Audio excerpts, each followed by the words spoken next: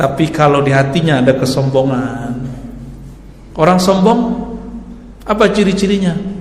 Ghamtin nas, merendahkan orang lain, menolak kebenaran.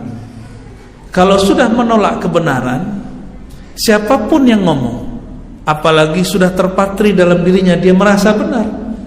Kita bawakan 1000 dalil, dia gak terima. Bawakan 1000 bukti, dia gak percaya.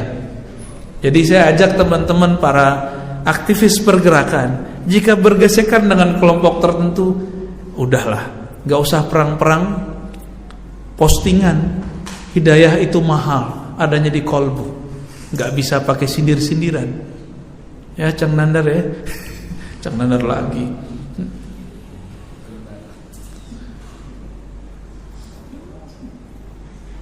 Itu Salman Al-Farisi. Dulu ada Imam Ibnu Athaillah Sakandari, orang Alexandria. Teman-teman kita yang kuliah di Mesir tentu pernah berkunjung ke kota tua Alexandria. Kota tua Alexandria itu kota tua yang dulu pernah menjadi pengaruh pos Yunani istilahnya. Jadi setelah Yunani berjaya, itu orang-orangnya dicari, dibunuh oleh raja di sana. Sisalah murid-muridnya lari ke banyak wilayah, ada ke Yordan, ada ke Harran, ada ke Turki, ada ke Mesir, khususnya Alexandria. Maka di sana ada peradaban Yunani, padahal itu bukan wilayah Yunani. Nah, inilah lucunya. Kawan kita mengharamkan ziarah kubur, tapi ziarah ke Sphinx, ziarah ke apa tuh namanya yang lancip-lancip itu, piramid, juga ziarah ke tempat orang-orang Yunani. Katanya filsafat itu haram, tapi suka selfie di belakang bangunan-bangunan ciptaan orang Yunani. Ya, kita heran juga apa sebenarnya yang terjadi pada dia. Ya, mungkin supaya nanti kalau pulang kampung ditanya, kamu pernah ke sana nggak? Atau pernah ke sana nggak? Kira-kira begitu ya. Tapi kalau foto di belakang kuburan nggak berani dia. Ya, takut nanti diruqyah sama Cang Nandar ya. Cang Nandar lagi. Imam Ibnu Athaillah Sakandari muda, dia punya ayah, dia punya kakek. Kakeknya ini anti tasawuf dan mengkritik murid Abul Hasan Asy-Syadzili, Imam Syadzili, Thariqah Syadziliyah, Ahlus Sunnah wal Jamaah. Jadi ajaran Imam Ghazali, Imam Asy'ari, beliau mazhabnya Maliki, dipadukan dalam thariqat beliau namanya Thariqah Asy-Syadziliyah. Itu nanti yang turun jadi Maksurat Hasan Al-Banna. Pagi sore, benar gak? Itu zikir beliau tadinya, sudah diramu. Versi Al-Hasan Al-Banna. Cuma sekarang orang baca Maksurat gak tahu kalau itu sumbernya dari Thariqat Hasafiyah, cabang dari Thariqat Imam Abul Hasan Syadzili. Maka mohon maaf, saya heran hari ini kawan-kawan pengamal Maksurat malah anti Thariqat Syadziliyah. Berarti dia beramal pun dia tidak tahu apa yang diamalkan. Zikirnya tidak bersanad dan berijazah, ruqyahnya tidak bersanad dan bermusalsal.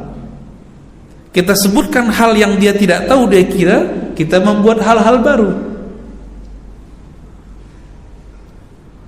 Kan begitu. Imam Ibnu Athaillah Sakandari punya kakek, itu membid'ahkan, menyesatkan murid Abul Hasan Syadzili, namanya Abul Abbas Al-Murisi atau Mursi. Abul Abbas ini ketika dilaporkan, Tuan Guru Sidi Syekh, kaffaraka fulan, si fulan mengkafirkanmu, si fulan menyesatkanmu, dia diam aja. Oh gitu, ya biarin aja. Nih coba lihat ahli kolbu sama ahli akal, beda cara berpikirnya, akhlaknya beda. Orang sok pinter sama orang pinter beneran beda. Abul Abbas mengatakan, oh ya biarin.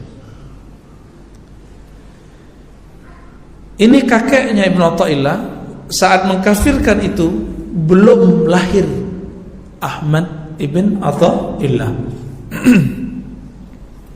Lahirlah anaknya dia, anak si kakeknya, berarti ayahnya Ibnu Athaillah. Itu masih disesatkan setiap khutbah, setiap ceramah. Hati-hati si fulan khurafat, hati-hati tarekat itu sesat, hati-hati. Begitulah seperti orang-orang hari ini membenci tarekat sufi, persis sama. Itu hanya sejarah yang berulang. Kalau ahli sufinya benar, tarekatnya sahih bersanad kepada Rasulullah, pasti dia mengatakan biarin aja, nggak apa-apa. Pasti begitu. Tapi kalau dia agak muda dikit, mungkin dia agak mencak-mencak juga ya, agak ngamuk-ngamuk juga mungkin ngajak debat. Ya nggak apa-apa juga, harus ada juga yang ngajak debat. Tapi yang ahli qalbu ini diam aja, karena dia membaca tanda-tanda dari Allah. Ada tanda-tanda. Wa min ayatillah, itu banyak ayat-ayat Allah, itu banyak. Lalu kemudian anaknya ini dewasa, menikah, lahirlah Ibnu Athaillah. Sampai anak ini remaja, dikader oleh kakeknya, oleh ayahnya menjadi seorang ahli mazhab Maliki, ahli aqidah Asy'ari. Jadi dulu mereka ini Asy'ariyah. Ulama-ulama Asy'ariyah ini kalau nggak tersentuh aqidah tasawuf, itu bisa keras juga. Maka coba lihat nanti ahli aqidah sifat 20 akan berperang juga dengan sufi. Coba aja lihat nanti, kalau dia tidak mengerti tarekat sufi. Dan itu sudah terjadi di beberapa wilayah. Contohnya, orang yang juga saya sangat hormati, dua tokoh saya sangat hormati. Pertama, Syekh Abdullah Al-Harari di Libanon. Itu orang ahli sifat 20, ahli hadis, pakar akidah Asy'ariyah. Dia menentang Syekh Nazim Al-Haqqani, Naqsyabandiyah Al-Haqqaniyah, bahkan menyesatkannya, bahkan menganggapnya kafir. Dan fatwa beliau dipakai di Malaysia, di Negeri Sembilan. Ya, saya paham kasusnya kira-kira seperti itu. Sumbernya siapa tadi? Syekh Abdullah Al-Harari. Kronologisnya seperti itu. Jadi ahli kalam ini, ahli akidah ini, kalau nggak tersentuh kolbunya, nanti kerasnya 11-12 sama kawannya Cang Nandar yang salah hidayah itu. Suka debat, suka cari kesalahan orang, jadi juri di mana aja. Merasa ilmu di kitab yang dia baca itulah yang paling benar. Dia lupa Imam Abul Hasan Al-Asy'ari adalah murid Junaid Al-Baghdadi. Murid Junaid Al-Baghdadi menyaksikan kejadian Al-Hallaj. Tahu beliau kasih. Beliau semasa dengan muridnya Imam Junaid yang lain, Imam Shibli, Imam Ruwaim, ahli qalbu semua. Maka sifat 20 ini masuk ke ilmu akal, masuk ke ilmu dalil naqli, masuk ke dalil zauqi qalbu, masuk. Karena sudah diramu oleh beliau, diringkas. Sifat Allah kan banyak, biar mudah diringkas jadi 20. Imam Abul Hasan sendiri dulu pernah menjadi Mu'tazilah karena ayah tirinya seorang kiai Mu'tazilah, Abu Ali Al-Jubai. Tahu-tahu ada orang yang sok tahu Imam Abul Hasan Asy'ari, dengan pedenya mengatakan Abul Hasan Asy'ari itu berguru kepada Al-Qadhi Abdul Jabbar. Ada yang tahu? Ya? Kalau nggak tahu bilang tidak tahu. Dia berguru bukan kepada Al-Qadhi Abdul Jabbar. Al-Qadhi Abdul Jabbar hidup setelah dia, lahir setelah dia. Masa orang sekarang berguru ke orang yang belum lahir? Katanya nggak mungkin. Kita aja katanya berguru sama orang mati nggak mungkin. Dia mengatakan Imam Asy'ari berguru kepada orang yang belum lahir, namanya Al-Qadhi Abdul Jabbar. Ya, antum udah mulai connect nih sebagian nih. Siapa orangnya ya? Cari aja ntar videonya ya. Irul tuh tahu tuh.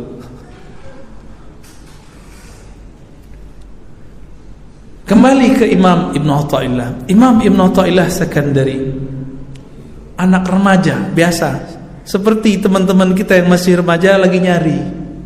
Coba ngaji ustaz ini. Coba ngasih. Itu terjadi pada Ibnu Athaillah.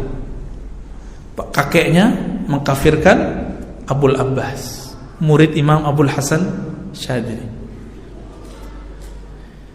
Setelah mencari, dia sudah hafaz Quran, dia sudah hafaz, sudah mengerti fikih Maliki. Maka dia penasaran nih, ini kata kakekku orang sesat, tapi kenapa muridnya banyak dan muridnya tenang? Setiap hari ada laporan, ternyata Ibnu Athaillah juga mulai mencurigai Imam Abul Abbas. Maklum, orang ini kan dibesarkan di kelompok mana, maka dia akan curiga ke kelompok di luar dia. Oh, hati-hati, syubhat. Nah, kayak gitu bahasanya. Ya. Antum pernah disubhatin nggak, Cang Nandar? Pernah diruqyah kali ya? Kalau jin datang ke dia, itu jin yang kesurupan.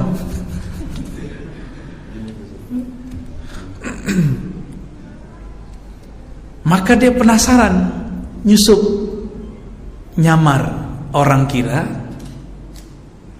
dia kira jamaah nggak tahu kalau yang masuk itu Ibnu Athaillah. Sebelum dia datang, Imam Abul Abbas nyolek ke khalifahnya, nanti bakal ada anak muda datang yang dulu mengkafirkan saya, kakeknya.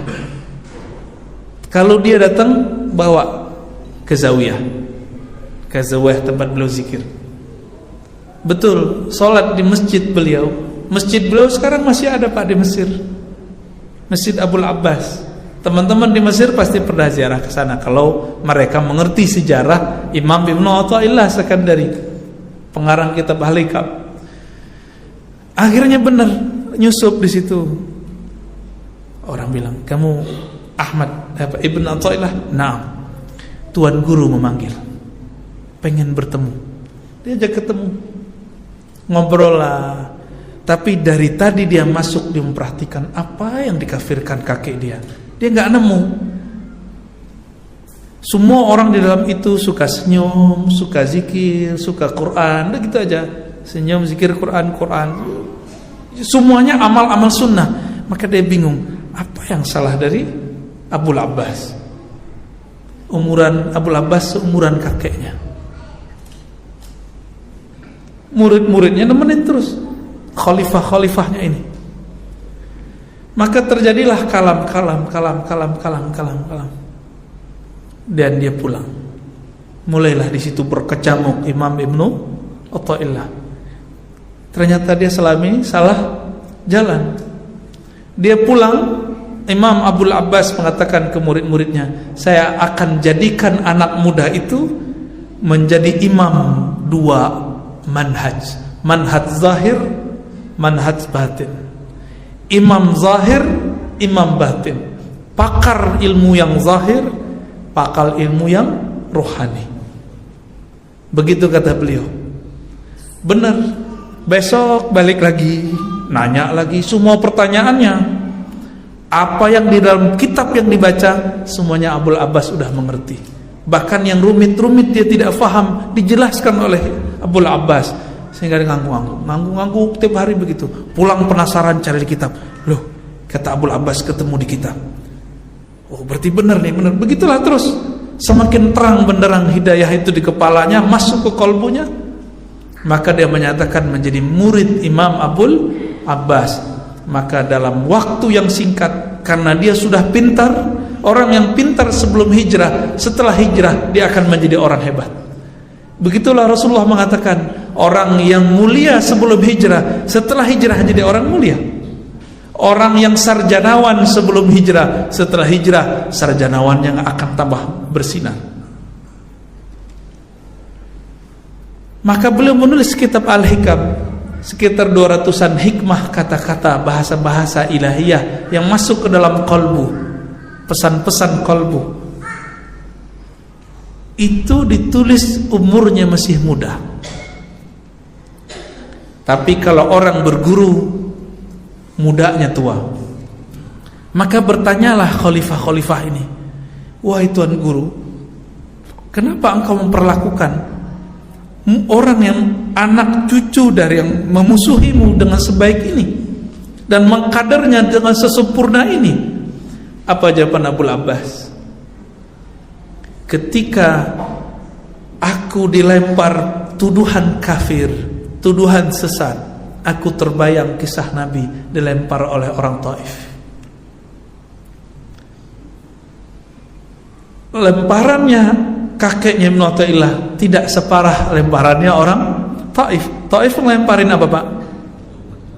Batu, tai onta, baunya bukan main. Ketika batu kena, Nabi berdarah.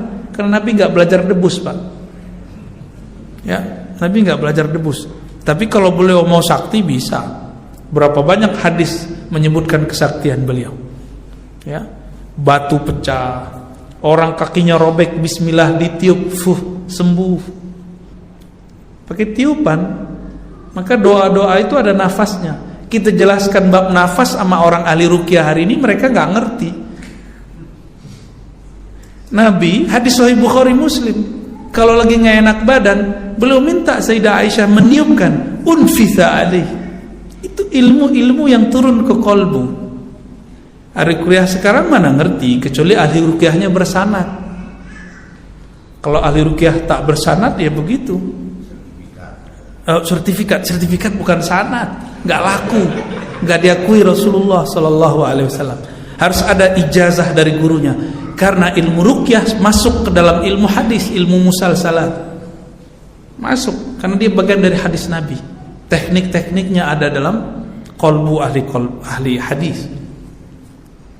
Ahli hadis itu sekarang untuk mempertahankan kemurnian ilmu ada metode namanya ijazah. Istilah itu baru muncul setelah ada ahli hadis.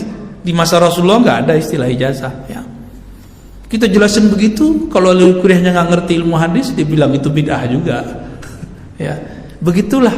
Mau antum datangkan 1000 dalil, dia nggak paham. Ya, nggak akan paham karena hidayah milik Allah. Bukan berarti juga kita nih bawa hidayah. Bukan berarti kita nih agen hidayah, belum tentu juga. Kita hanya berharap dengan kajian-kajian yang kita niatkan mencari ridha Allah ini, Allah tetap membimbing kita.